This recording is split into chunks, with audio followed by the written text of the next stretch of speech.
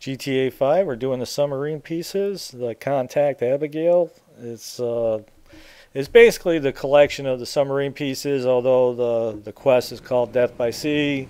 I don't know if it really matters, but nevertheless, our next concentration of parts are going to be on working our way to the south side of the map here. But before that, there'll be our next set of pieces right here, just west of the fort, I would say.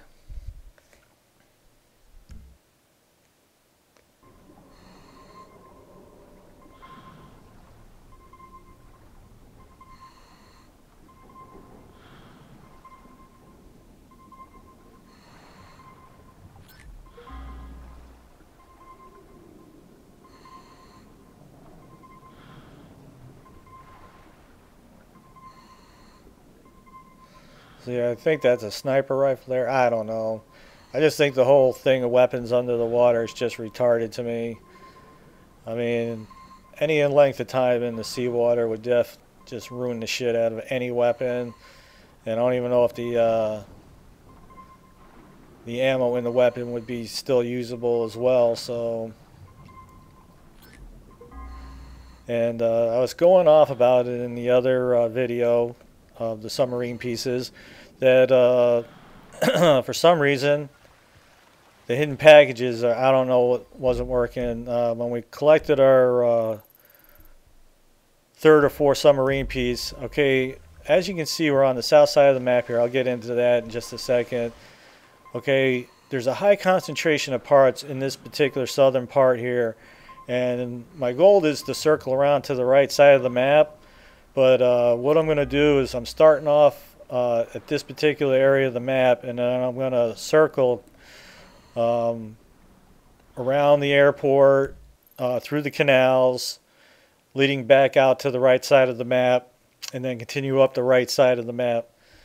But as I was mentioning about the hidden packages, I figured as I was doing these pieces, I would collect the packages as well, because I'm underwater and a lot of the pieces are by the packages. But I think it was piece number 3 or 4, I forget. We were inside an airplane fuselage, and the fourth package, or by the guidebook, the fourth hidden package was right there.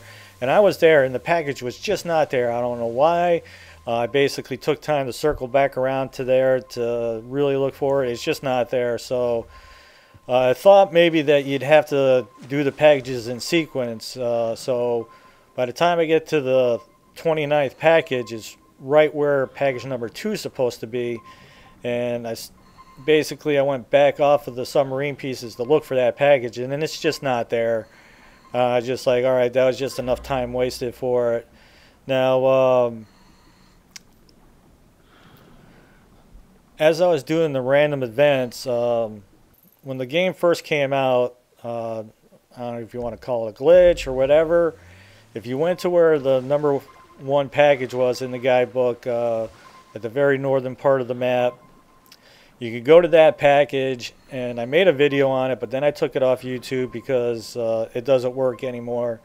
But before they patched it, you could go to that package, collect it, swim off to the side just a little bit, switch characters, whether you were Franklin or Michael or whatever, and then switch back, and then the package would be there. So that's why Michael and Franklin both had like $500,000 at the very beginning of the game, because I took both of those 2 characters out that was before I unlocked Trevor. And then when Trevor was unlocked, I went out there. Then the hidden package thing just didn't work anymore as far as collecting it, this, that, but the package was there. So I don't know, like, if you have to start from package number 1 and then do them in series. I don't really know the actual thing. And the hidden packages are nothing but money. There's no achievement. It has absolutely nothing to do with your 100% of the game. So it's really up to you whether or not you want to take the time to search them out. Now, number 1 package was worth $12,000, and they kind of go up from there. So you would net, 100,000 maybe collecting all the packages. But the thing is that I don't really see it's worth the time to do it. So right now, as I'm doing the submarine pieces, I would have done separate videos on the hidden packages while I'm doing it. But to take time right now to go back to the locations, I'm just not, I ain't feeling it.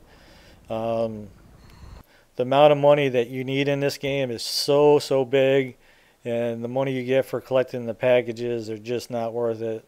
Now, if the little glitch thing worked where you collected a package and then you switch a character, then switch back and the package was there again, that would be a different ball game. But it's just not the case. I don't know if they fixed it in a patch or whatever. I mean, Michael needs some ridiculous money to buy the movie theaters, and I don't really think that I'm ever going to get the money to buy them. I mean, I know that at the end mission you get a big heist and each player will earn 35 million, which means I could buy one or two of the movie theaters for Michael at the end of the game, and the money that Franklin makes you can use to do the assassinations, and you can net enough money to buy the golf course with him. But I don't know, the whole thing agitates me that you can't really get that kind of money to the very end of the story missions, and I don't know how much game's going to be left after you complete the story, because I'm kind of doing all the other activities as I'm doing the story missions as well. It's definitely I don't know their whole thought process at Rockstar about that, but right now Michael owns 3 businesses, and he's netting 20 or 30,000 a pay period, which is once a week, and Franklin earns a certain amount of money too, but it would never be enough to buy the movie theaters. I mean, one's 20 million, the other's 10, I think. I'm not 100% sure. Maybe there's one that's 50 million. I don't, how you would get that kind of money. Now, there's videos out there on how to get 200 million doing the stock market, but that's basically doing the side missions, the assassinations for Lester. And only Franklin can do it. So Franklin would earn enough money to buy the golf course, but I really don't know how I'm going to get the money for Michael to buy the movie theater. So anyway, I just, it's just one of those things. It's kind of annoying, to be 100% honest with you. I just, like all these submarine pieces, $0 earned. You get a little satisfaction at the end dealing with the lady and that kind of thing, that you righted a wrong, so to speak. But at the beginning part of this video, I told you why I started at the southern tip of the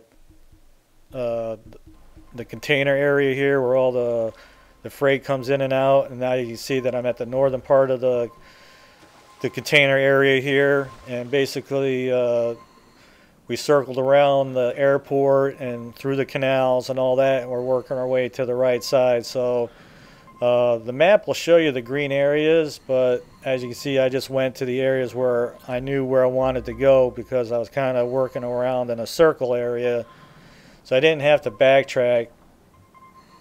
Okay, the map will show you the general location, but it's basically showing you the one that's most likely closest to you. But with this particular southern part of the map, around this area, like I said, there's a high concentration of parts in this area, so I was just circling around in a way that made sense to me, so I can just move up the right side of the map and then continue on. But to continue about my bitching about the game and money, just like the stunt jumps, $0 per jump, no bonus for getting all 50 at the end. You get your achievement.